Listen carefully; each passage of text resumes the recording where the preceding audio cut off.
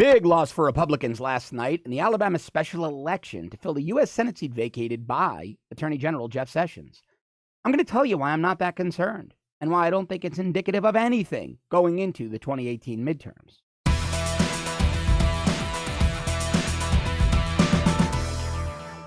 When I'm not here informing and entertaining you on The Rebel, I'm advising political candidates on strategic direction and communications. I do that for a good portion of my day. It's probably why Roy Moore lost, because he didn't hire me.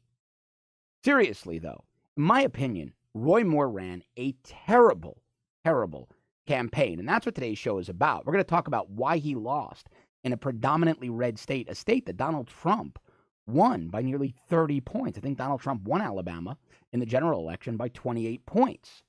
See, the allegations of sexual misconduct against Roy Moore hurt him. But they started to wane. They started to fizzle out as it turned out that the yearbook was tampered with. That accuser's credibility diminished. The original accuser turned out she had some personal problems in the course of her life and accused other people. Her credibility diminished. So the accusations gave Moore a ding, but they weren't the kill shot. They weren't why Democrat Doug Jones won in a heavily Republican state. It was because Roy Moore ran a terrible campaign. Roy Moore's campaign had no organization.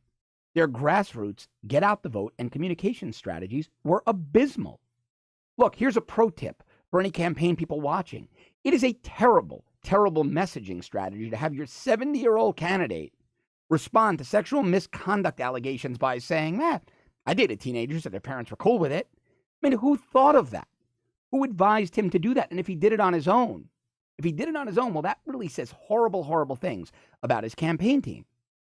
But voter turnout was also to blame. And when voter turnout is to blame, you blame the candidate. They're uninspiring. Now, Steve Bannon's taking a lot of blame. Bannon this and Bannon that, and Bannon went against the will of the president, and Bannon destroyed the Republican Party, and Bannon handed Alabama to Democrats. But Steve Bannon wasn't the candidate. Steve Bannon wasn't the general consultant of the campaign, the person that runs it all. Steve Bannon wasn't the communications director. He wasn't the grassroots director. He wasn't the political director. He wasn't the campaign manager. All of those people fell down on the job. Doug Jones is a radical far-left Democrat, but I got to give credit where due. Doug Jones campaigned like a pro, like a madman. The guy was out there pressing the flesh, meeting voters, and convincing voters why Roy Moore is terrible. Now, look, today's voter, at this point in history, it hasn't always been this way. It's subject to change. But today's voter cares about economic and national security, populism. Roy Moore ignored that. He was completely tone deaf, as was his campaign team.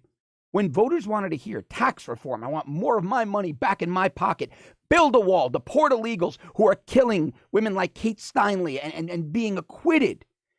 Voters wanted to hear somebody, their Senate candidate on the Republican side, say, I'm with you. I'm going to fight for you. I'm going to push through these bills. I'm going to ram them down the establishment and the Democrats' throats. Instead, Judge Roy Moore Bible thumped. He talked about the LGBT boogie lady boys under the bed. It was just too much evangelical social conservatism and not enough economic and national security populism. Combine that with a terrible messaging strategy. He faced an onslaught of unspeakable allegations, and his communications team sat idly by and did nothing. Doug Jones learned from the Virginia race, where Republican Ed Gillespie lost, the Democrat candidate there. Put up an ad showing a Republican conservative in a pickup truck who supported the NRA running over little children of color while waving a Confederate flag. Doug Jones saw that worked, and he harped on it. He destroyed Moore. Doug Jones became vicious. He used opposition research and destroyed Moore's credibility. Moore did nothing.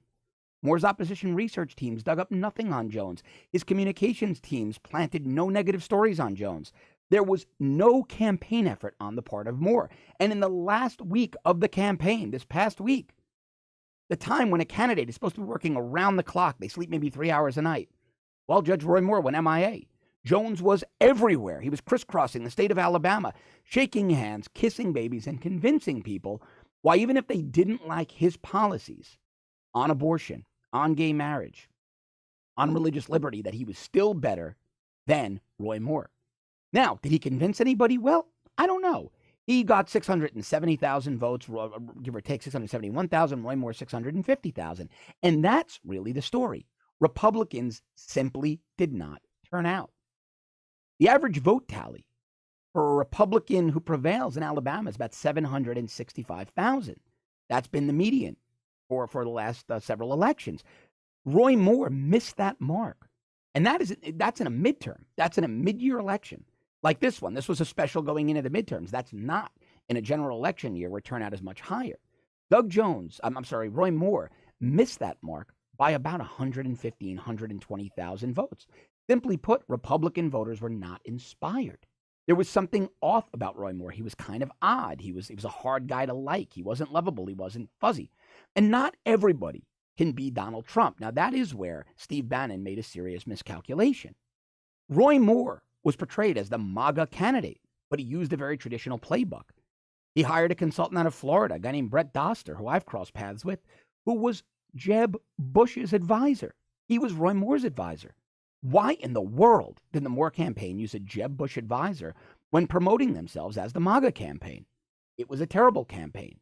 The get out the vote efforts speak for themselves.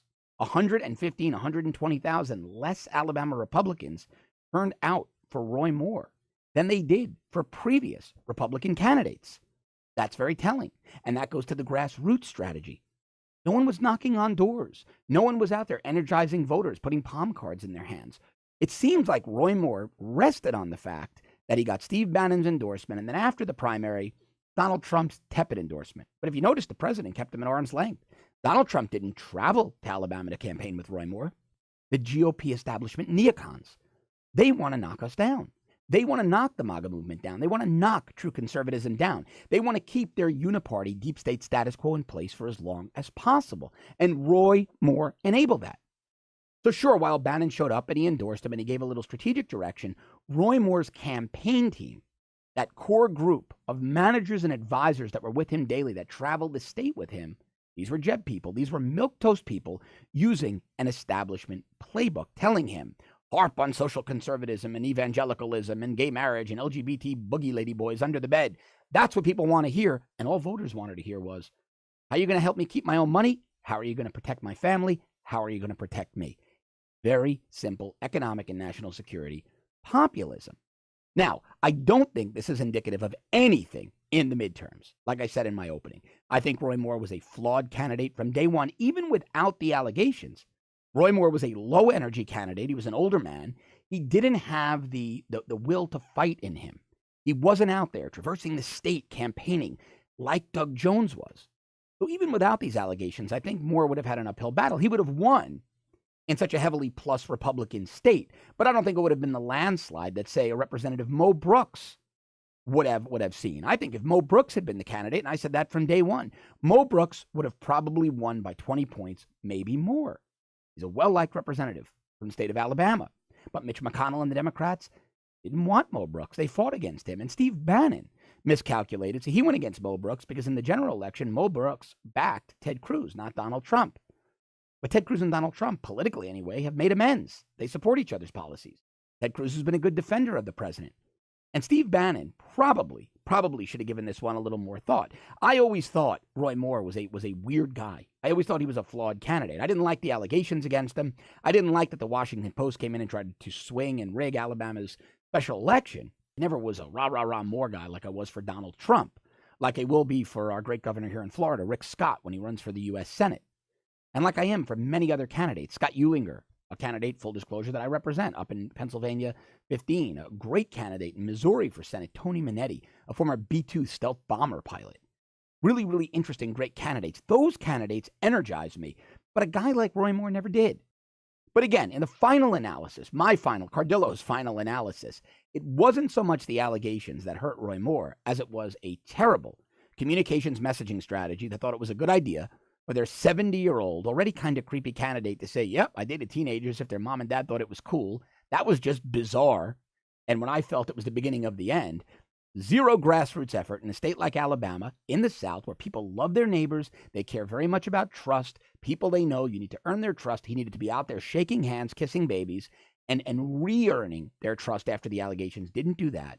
There was no get out the vote effort, and Republicans are terrible at get out the vote efforts. Here in Florida, the most important swing state, I see Democrat GOTV get out the vote efforts night and day at supermarkets, at campuses, at arenas, outside sporting events, outside concerts, in parks, at street fairs. I never see a table for the Republicans. Republicans are abysmal at getting people out to vote, and it showed last night. It showed last night. And there was no political direction for Roy Moore last night. He was picking issues that nobody cared about. And when your political, communications, grassroots, and get out the vote teams aren't working with your campaign manager and your general campaign consultant, your campaign is doomed. So at the end of the day, it wasn't the allegations that brought Roy Moore down. It was Roy Moore's presence and an abysmal campaign team and campaign strategy. I want to keep bringing you these analyses, so please subscribe to our premium service at www.therebel.media/shows. If you're already a subscriber, thanks very, very much. I will be back with you tomorrow. Thanks so much for watching.